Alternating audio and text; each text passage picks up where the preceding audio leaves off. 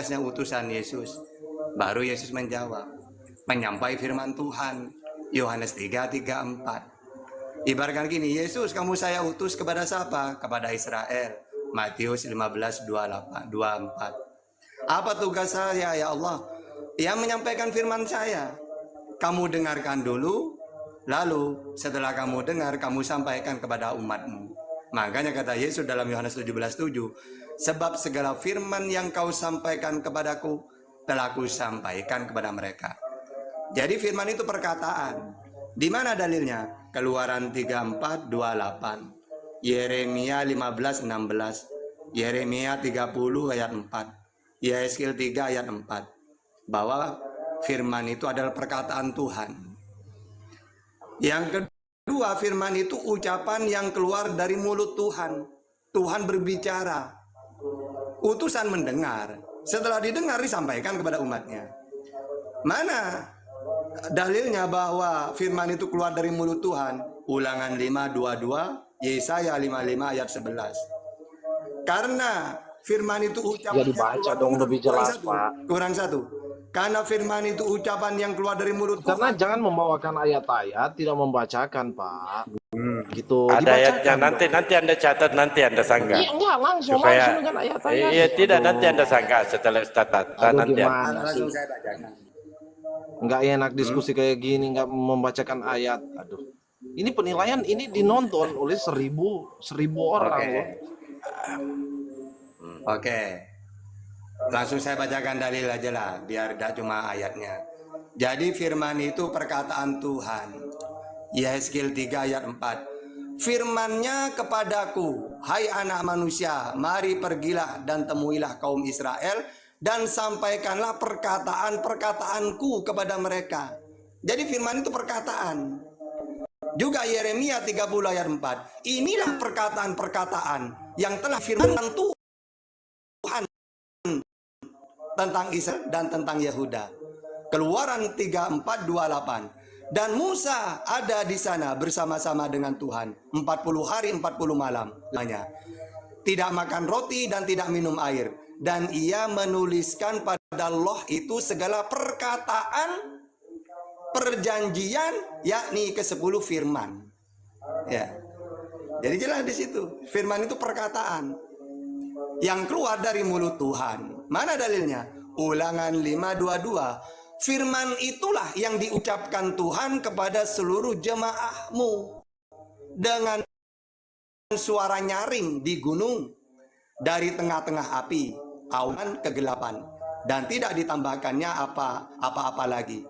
Ditulisnya semua pada 2 loh batu, lalu diberikannya kepadaku. Ini lagi Yesaya 55 ayat 11. Demikianlah firmanku yang keluar dari mulutku. Ia tidak akan kembali kepadaku. Ya. Karena firman itu ucapan, ia didengar, diperdengarkan oleh Tuhan. Mana dalilnya? Yohanes 15:15. Aku tidak menyebut kamu lagi hamba, sebab hamba tidak tahu apa yang diperbuat oleh tuannya. Tetapi aku menyebut kamu sahabat, karena aku telah memberitahukan kepada kamu segala sesuatu yang telah kudengar dari Bapakku. Jadi Yesus itu mendengar dari Bapaknya firman. Gitu. Makanya definisi utusan itu penyampai firman. Jadi firman Tuhan itu adalah firman yang Yesus terima. Oleh Yesus disampaikan kepada umatnya. Yohanes 17:7. Sebab segala firman yang kau sampaikan kepadaku, mental. Kan? Sebab segala firman yang kau sampaikan kepadaku telah lari. Apa gua kate? Kabur. Apa gua kate? Tuh. Ustadz Tata. Aduh, ya makin-makin. Bang Dalbo nih gimana? Mainannya kabur. Lari ya. Mana susah lagi nangkapnya. Salah pilih lawan. Dia tadi, iya saya dengar, wah iya nih saya langsung sama Ustadz aja ini katanya. Tak kira udah enak, taunya kabur. Baru satu langkah, cuy. Kira bakalan seru apa gimana gitu, taunya kabur gimana. Cari lagi Ben, cari lagi. Iya.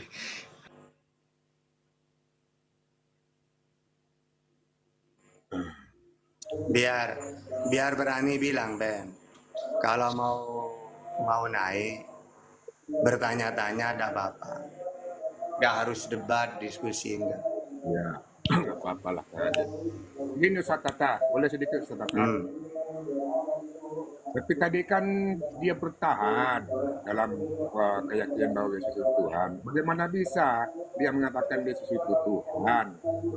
Apakah dia tidak memperhatikan begitu banyak ayat-ayat Bible yang menyatakan bahwa Tuhan itu Esa, bahkan dia sendiri mengatakan itu. Kemudian Yesus sendiri tidak berfirman, melainkan menerima firman dari Tuhannya, Allah Bapa. Itu tertulis, terbukti di Yohanes 13:8. Nah, itu disampaikan bahwasanya segala firman yang engkau sampaikan kepada aku telah kau sampaikan kepada mereka, dan mereka telah menerimanya. Berkata bahwa aku datang daripadamu, dan mereka percaya bahwa engkau lah Allah yang telah mengutus aku. Jelas sekali Yesus menerima firman, bukan berfirman. Dan kemudian juga mana ada Yesus mengajukan Alkitab, nggak ada itu. Jadi sebenarnya itu yang perlu dipahami dulu mereka ini. Di generasi itu tidak pernah bergeser dari besok pernyataan Yesus yang mengarah kepada bahwa dia itulah Tuhan. Ya nggak, Ustaz? Iya.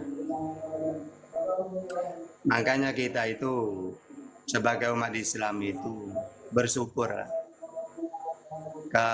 Ini benar memang bahwa Rasulullah itu surat terakhir yang turun kepada Rasulullah, al-yauma akmaltu lakum dinakum wa atmamtu alaikum nikmati wa raditu lakumul islam madina.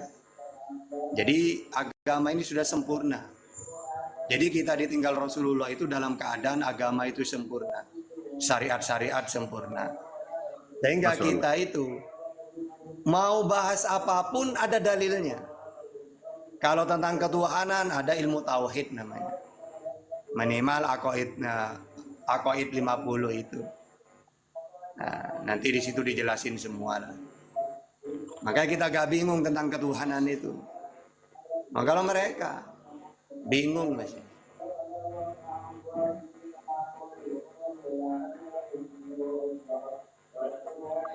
Malah dibalik, Ustaz. Ternyata dibalik. Suaranya bisik-bisik kayak cewek.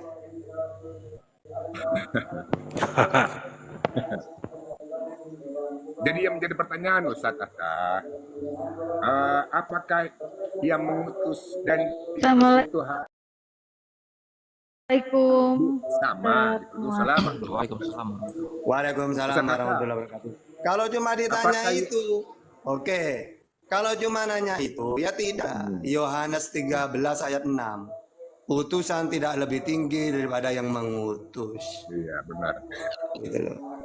Bahkan Yohanes 14:28, Bapa lebih besar daripada Yesus. Jadi tidak sama. Betul, banyak sekali Ustaz yang mengatakan bahwa itu nggak sama. Benar. Kemudian juga Yesus mengatakan, aku datang dari tempat Allah, tempat hidup yang kekal. Maka tidak heran jika itu tidak apa-apa.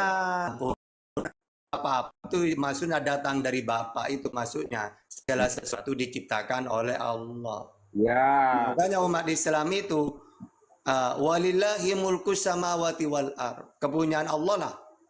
Ya, langit dan bumi. Makanya orang meninggal itu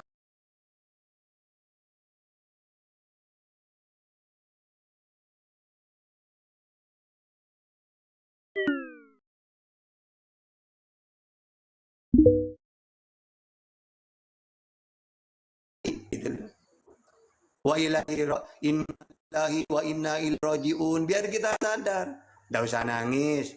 Walaupun meninggal memang semua itu dari Allah, ya kembali lagi kepada Allah.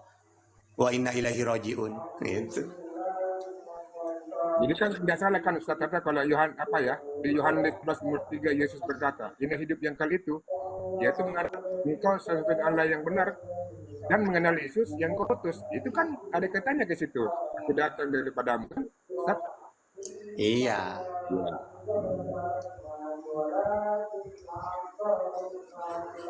Silakan oten-otennya itu suruh naik lagi. Ya, teman-teman nonton naiklah. Jangan malu-malu. Dan jangan lupa di follow itu akun Dalbo, akun baru Ya, itu. kalau takut dialog, tidak apa-apa nanya-nanya tentang Islam gitu.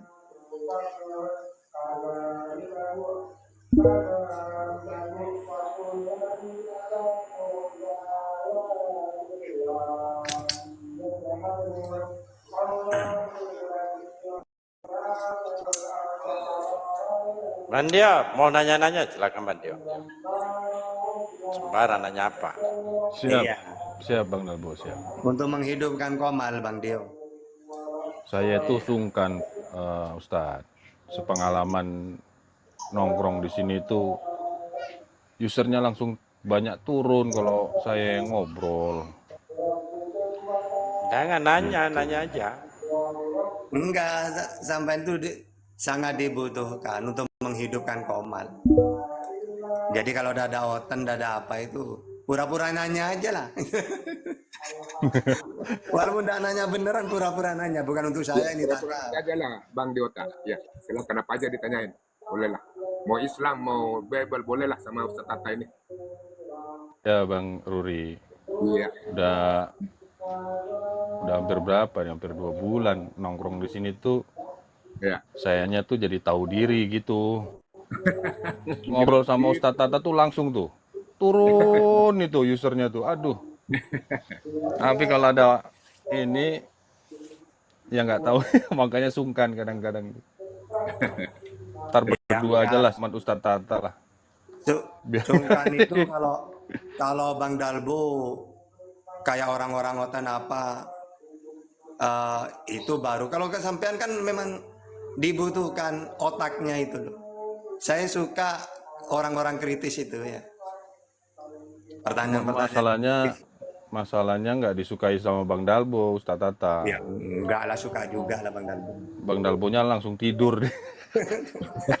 Dia seneng sama Kalau debat oten. saya tadi kena Bennett. Sementara si kasih dialog kena report. Dari siang Iya, itu tadi. Bang Dalbo. Enggak, barusan tadi Bunda pun di bawah tadi masih. Kena report saya. Ya, Ten naiklah. Karena gini, orang-orang netizen itu kan muter-muter orangnya. Berkunjung kemana-mana. Wah, di sini udah ada otennya udah. Oh, pindah lagi ke Komal mana. Nanti pindah lagi, kembali lagi gitu. Oh, udah ada seru di sini. Pindah lagi gitu. Ya betul. Makanya kalau cuma diem-diem, udah ada pembahasan itu, pastilah. Udah ada apa-apa di sini. Pindah. Gitu.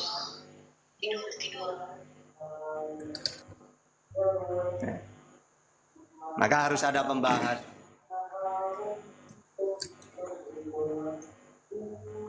Yang lain ada pertanyaan tidak?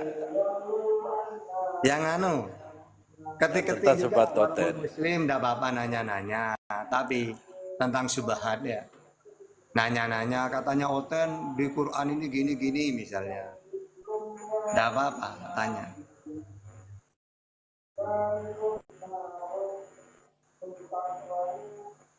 Nah ini Bang Lot ini aja lah, kita kok kontra dia menjadi oten KW aja lah. Prof, masuk Pak Prof. Salam pas. Salam. Iya. Gimana Bang Tata? Sudah siap? Saya kasih pertanyaan-pertanyaan yang amazing. Ya. Oke ya. Saya ini oten sertifikat oten KW ya. Saya bersertifikat ini Bang Tata ini ya.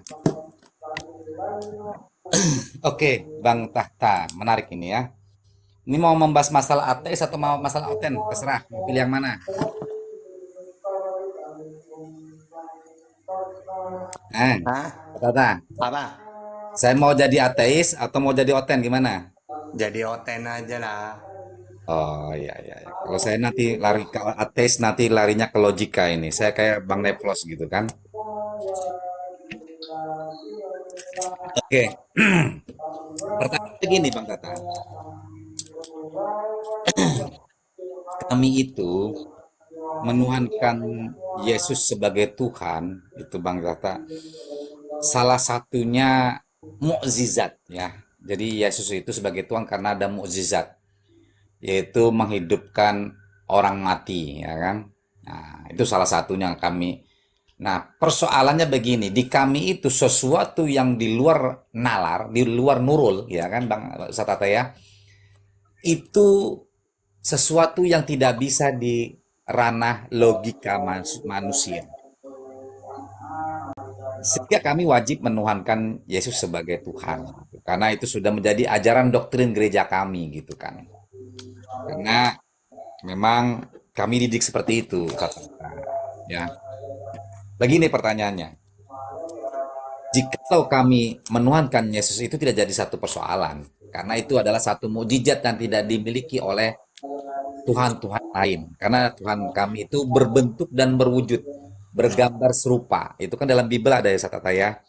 Pertanyaan saya ya adalah Tuhan umat Uclim itu gimana?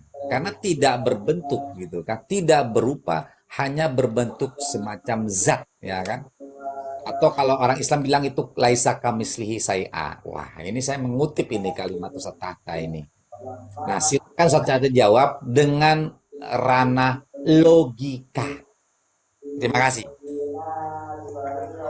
Oke. Jadi kata-kata bahwasannya Tuhan itu laisa kamitslihi syai'un. Ini ada di semua kitab suci samawi.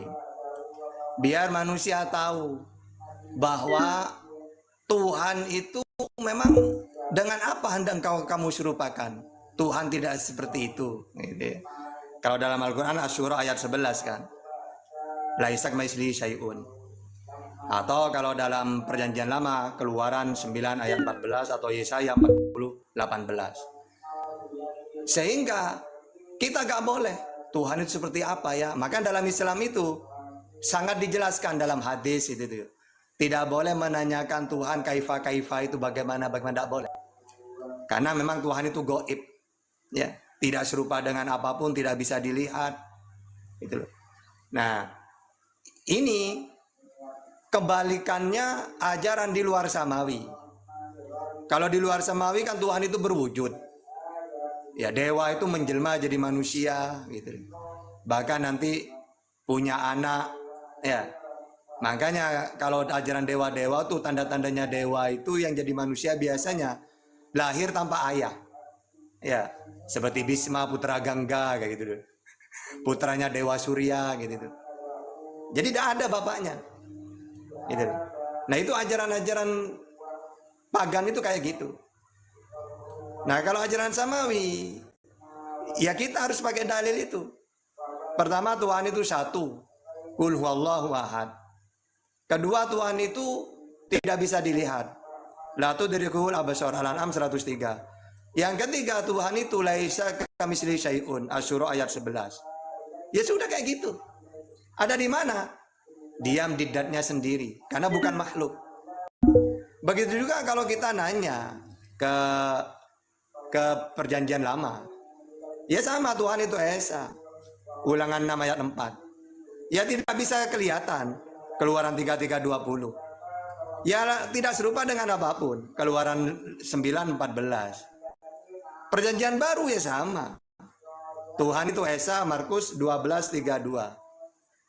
Tidak bisa kelihatan, Yohanes 5:37. Dan juga tidak serupa dengan apapun. Ya udah, itu yang kita imani. Mau diapain? Nah, ada bisa kita. Oh, kok tidak berwujud loh? Kalau berwujud atau serupa, ya jangan pakai ajaran samawi. Kalau pingin Tuhan yang berwujud, yang serupa, yang tidak esa, ya jangan samawi. Karena kita ini sudah dijelaskan kalau samawi itu seperti ini, kalau pagan itu seperti ini gitu. Makanya dalil yang menentukan gitu. Coba dijelaskan lagi, gimana lagi coba, bang Prof, apalagi tadi arahnya kemana? Jadi gini, maksud saya itu coba Ustaz Tata merasionalkan gitu kan dengan logika akal sehat. Oke. Bagaimana kita menyembah Tuhan yang tidak berwujud? Nah, gitu maksud saya. Oke. Kan kita perlu sesuatu ada perwujudan bentuk Tuhan itu bagaimana agar kita bisa mengimani. Wah, ini aku oten bener kayaknya nih. lanjut. Iya. Makanya ajaran Yesus itu andaikan disampaikan ke luar Israel itu tidak laku. Ya. Makanya Paulus itu pinter. Kalau saya memperkenalkan Tuhan seperti yang dikenalkan Yesus, otomatis orang di luar Israel yang udah terbiasa menyembah Tuhan yang berwujud tidak akan percaya. Akhirnya apa? Dia menyampaikan bukan sebagai firman Tuhan. Ya. Apa yang kamu tuhankan dari dulu, ada berhala, berwujud, tanda-tandanya dewa menjelma jadi manusia, ya Yesus itu udah. Akhirnya percaya orang-orang di luar Israel itu seperti Romawi, Yunani, ajaran-ajaran pagan percaya karena masuk akalnya mereka. Jadi kalau Bang Love itu supaya masuk akal gimana? Nah, secara logika akal. Nah, nggak bisa. Iman karena memang itu. Gitu loh. Justru apa yang disampaikan Bang Prof ini itu Paulus sudah pinter itu. Gimana caranya supaya masuk logika? Nah, kalau saya menyampaikan sesuai diajarkan Yesus, saya yakin ditolak ini, gitu. Karena saya menyampaikan di luar Israel. Ya. Walaupun Nabi Muhammad juga digituin juga, sama seperti Bang Prof itu. Orang kafir dulu gini, Muhammad, gimana sih engkau ini? Wong kami sudah terbiasa menyembah berhala-berhala berwujud. Bahkan kami ada dewanya masing-masing. Kalau minta rezeki ke dewa ini. Kalau minta jodoh misalnya ke dewa ini. Kalau minta ini ke dewa ini. Tiba-tiba kamu mengenalkan Tuhan itu cuma satu. Itu. Sedangkan kebutuhan kami banyak. Nah kadang-kadang Nabi Muhammad kalau pakai dalil ya kul huwallahu ahad itu. Tapi kadang-kadang Nabi Muhammad memakai logika. Logikanya gimana? Nabi Muhammad nanya balik. Prof, gini saja. Kalau kamu seorang Buddha, lebih enak punya majikan satu atau banyak? Apa kata Bang Prof ini? Oh enggak, Oh enggak usah lah, langsung ke Nabi Muhammad aja lah. Karena ini saya menyampaikan. Langsung Nabi Muhammad nanya balik. Oke, sekarang gini aja. Kalau kamu seorang Buddha misalnya, punya majikan, lebih enak mana punya majikan satu dengan banyak?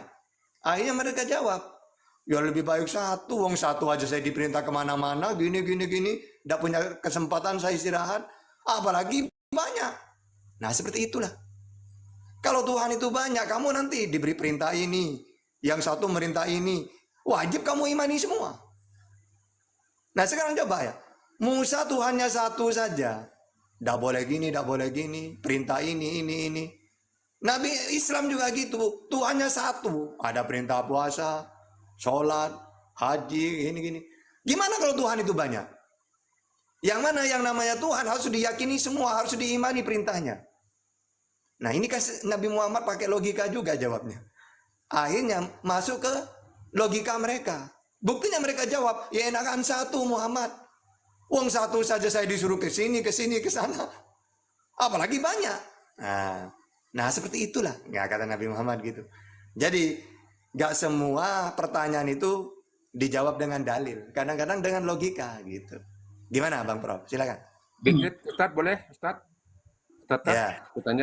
saya bertanya kepada Kilot apa Ustadz Tata nih? Terserah saja. Oke. Gimana? Kan nggak pingin ini judul sementara waktu jadi oten kan? Oke, Ustaz ya. Akilot, aku tanya Akilot ya. Biar Ustaz aja yang ngerti ya. Oke, begini. Terusnya begini nih. Ini berkaitan dengan penyaliban ini. Ustaz Akilot. Siap. Oke, begini ceritanya nih. Ini kan apa ya? Eh, ini kan ceritanya jika meyakini Yesus itu mati, bangkit di antara orang mati, maka Yesus akan mengampuni dosanya. Ini berkata sekali aja ya, dosa ya diampuni ya. Jadi kalau kita kembali dengan pernyataan Allah nih, Tuhan Allah nih ceritanya. Apakah Allah pernah menyatakan bahwa sekali saja diselamatkan oleh Allah dengan melalui penyaliban, maka apa? Dosa tersebut, seseorang tersebut dapat masuk surga. Orang tersebut dapat masuk surga lah, maksudnya orang tersebut dapat masuk surga dengan pernyataan seperti itu, Kilot. Kira-kira bagaimana nih? Jawabannya seperti apa nih? Oke. Ya, Kalau ajaran pagan iya. Coba kamu kalau sampean baca ya kisah Raja Romawi itu. Itu berangkatnya dari seorang dua bersaudara. Dulu ajaran-ajaran dulu itu ya, ajaran pagan itu pakai peramal. Yang mana peramal itu selalu apapun itu dengan pengorbanan. Nanti Bang Prof bisa cari sejarahnya Raja Romawi. Dua bersaudara. Akhirnya mereka ini disiksa, dijadikan budak gitu. Akhirnya ada seorang peramal mengatakan, di antara kalian berdua ini akan menjadi raja besar. Tapi di antaranya harus ada yang dikorbankan. Apakah adiknya, apa kakaknya? Kalau kakaknya yang mati, adiknya yang jadi raja. Ternyata beneran. Pada akhirnya salah satunya mati, jadi raja beneran. Itulah awal dari munculnya Raja Romawi itu. Ya, jadi segala sesuatu itu pasti peramalnya itu selalu kata-kata kurban gitu loh. Nah, kalau ajaran Samawi tidak. Ajaran Samawi itu kisahnya seperti Adam gitu loh. Adam berbuat dosa, salah, maka kata Allah, dia diberi kalimat suruh taubat. Fatalaqo Adamu min rabbihi kalimatin fataba alai. Ya udah dia bertobat dia di bumi. Selama 40 hari, 40 tahun beliau itu bertobat. Dengan cara istighfar terus dan dipisah dengan Hawa, istrinya. Lalu setelah 40 tahun bertobat, diterima tobatnya, dipertemukan lagi di Jabal Rahmah itu. Nah, kita umat Islam ajaran Samawi seperti itu. Kalau salah, bertobat. Ya. Bukan cuma makanya dalam Islam itu innallaha ghafurur rahim. Innallaha yaghfiru dzunub jami'a. Allah itu Maha Pemaaf. Dosa apa yang dimaafkan? Jami'a, semuanya. Nah, ini dalam Al-Qur'an. Yesus juga mengajarkan tobat. Tidak pernah mengajarkan kalau kamu ingin dosamu ditebus, ya disalib dong saya dong. Tidak ada. Justru orang yang mau nyalib dia, kata Yesus, iblislah bapakmu. Karena kalian ingin membunuhku. Ya. Karena Yesus mengajarkan seperti Islam, ajaran Samawi. Bertobat. Contohnya, Matius 4 ayat 17. Sejak waktu itulah Yesus memberitakan, bertobatlah sebab kerajaan surga sudah dekat. Matius 18:3-8. Lalu berkata, aku berkata kepadamu, sesungguhnya jika kamu tidak bertobat dan menjadi seperti anak kecil ini. Coba, anak kecil kan tidak punya dosa. Jadi kalau kita ingin masuk surga, usahakan seperti anak kecil. Karena anak kecil ini dalam Islam, kullu mauludin yuladu alal fitrah. Setiap bayi yang lahir itu fitrah, suci. Tidak punya dosa. Sampai dia balik. Jadi benar ini, kata Yesus. Sesungguhnya jika kamu tidak bertobat dan menjadi seperti anak kecil ini, kamu tidak akan masuk ke dalam kerajaan surga. Nah, makanya ada ampunilah gitu, istighfar. Lukas 11 ayat 4. dan ampunilah kami akan dosa kami, sebab kami pun mengampuni setiap orang yang bersalah kepada kami. Juga dalam perjanjian lama Keluaran 3:4-9, serta berkata, jika aku telah mendapat kasih karunia di hadapanmu ya Tuhan, berjananlah kiranya Tuhan di tengah-tengah kami. Sekalipun bangsa ini suatu bangsa yang tegar tengkuk, tetapi ampunilah kesalahan dan dosa kami. Nah, ampunilah berarti disuruh istighfar, baca istighfar. Begitu juga dalam Mazmur 7:99. Tolonglah kami ya Allah, penyelamat kami. Demi kemuliaan namamu, lepaskanlah kami dan ampunilah dosa kami. Lagi-lagi istighfar. Yang kedua, harus mengaku dosa. 1 Yohanes 1:9. Jika kita mengaku dosa kita, maka ia adalah setia dan adil. Nah, jadi sama seperti dalam Islam. Karena kenapa? Karena dosa ini cara menebusnya dengan cara istighfar. Gitu loh. Siapa yang berbuat, dia yang bertanggung jawab. Ya, tidak boleh ya ditanggungkan kepada siapapun. Anak tidak bisa menanggung dosanya bapak, bapak tidak bisa menanggung dosanya anak. Kalau dalam Al-Quran, wala taziru waziratu wizra ukhra. Kalau dalam Bible, Yeskil 18:20, Ulangan 24:16, Matius 16:27, Yeremia 31:29, 2 Tawarikh 2:5-4, atau 2 Tawarikh 18:20. Sama, samawi itu kayak gitu. Tapi kalau ada ajaran segala sesuatu ditumpahkan dengan kurban, dengan tumbal, pasti itu ajaran pagan. Udah. Tumbal itu apa? Darah manusia. Gitu ya. Gimana? Silakan. Mantap.